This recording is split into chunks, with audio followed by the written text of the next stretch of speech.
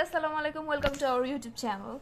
Now we are going to share with you that new short video, and this is আজকে suddenly কিভাবে যেন আমার একটা সাবস্ক্রাইবারের সাথে সাডেনলি মিট হয়ে গেছে।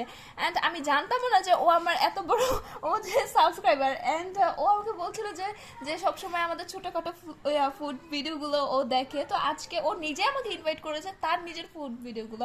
আর ওর it's most requested video is this. And তো এই রেসিপিটা হচ্ছে অ্যান্ড ইটস মাছ ডালের জিলাপি। তো আজকে সাবস্ক্রাইবার নিজেই বলবে যে এটা সে কি করে এটা হোমমেড করেছে। সো প্লিজ টেল আস। আসসালামু আলাইকুম, আমার নাম হচ্ছে রশনি আর আমি হচ্ছে ওদের চ্যানেলের একজন বিরাট সাবস্ক্রাইবার। তো প্লিজ আপনি শেয়ার করেন কিভাবে আপনি জিনিসটা করেছেন।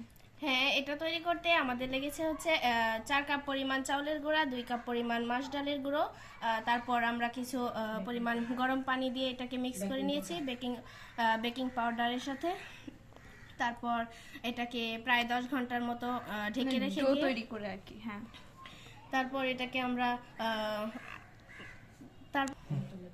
ভেজেছি তেলের মধ্যে দিয়ে একটা বোতলের সাহায্যে। এটার মধ্যে আমরা এটাকে হ্যাঁ, আপনারা বিভিন্ন রেস্টুরেন্টে দেখে থাকবেন যেই বোতলটা দিয়ে আমাদেরকে সস সার্ভ করা হয়, আপনারা সেটা ইউজ করতে পারেন, কারণ সেটার শেপটা হচ্ছে খুবই স্লিম হয়, খুবই থিকি হয়, আর সেটা দিয়ে করলে যার পছন্দ অনুযায়ী শেপে সেটা করতে পারে।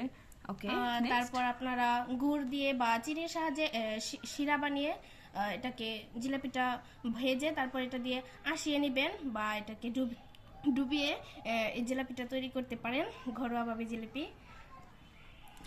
And thank you so much. Firstly thank you আমাদের এত সুন্দর একটা কিছু গিফট করার জন্য। কোনোদিন আমি সেটা ডিজার্ভই করি নাই, কল্পনা করি নাই। অ্যান্ড সেকেন্ডলি এটা খুবই মজাদার ছিল, যেহেতু আমি একটা টেস্ট করেছি, খুবই ক্রিস্পি ছিল।